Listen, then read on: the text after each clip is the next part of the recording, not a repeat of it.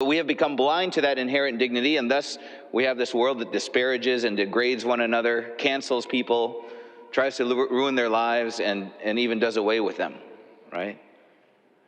We want to repent of any of that and be witnesses who stand up for the priceless worth of every human being, not because they are of any certain socioeconomic class, not because they're a certain race or sex, not because they think like us and believe in the same things that we do and belong to the same groups that we belong, not because they are certain age or size or appearance, not because they are free from disabilities, but simply because they are human.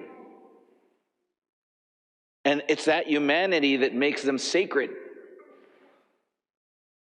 That's the fundamental truth behind the church's stand for the protection of every human life.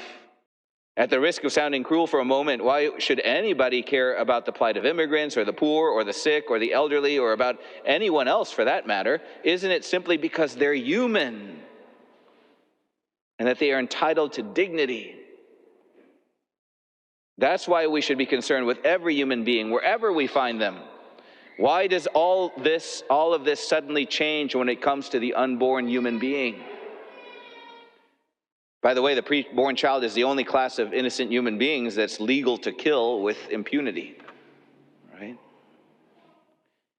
So Father Ricardo continues, after all, science, not the Bible or the Catechism or the Pope, clearly tells us that from the moment of conception, we are dealing with a human being here.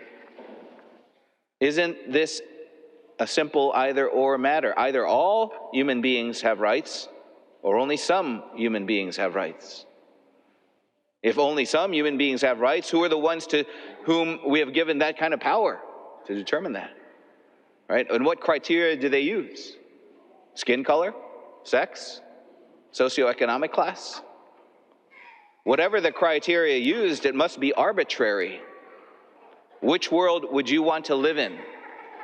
The one where all human beings are considered human and given rights, or the one where only some are?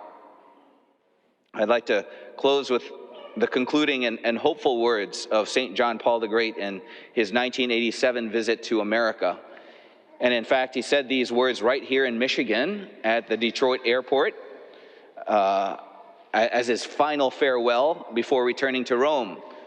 All the great causes that are yours today will have meaning only to the extent that you guarantee the right to life and protect the human person.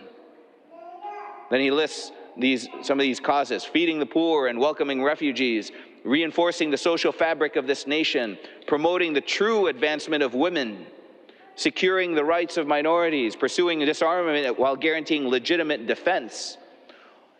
All these great causes, he says, will succeed only if respect for life and its protection by the law, is granted to every human being from conception until natural death.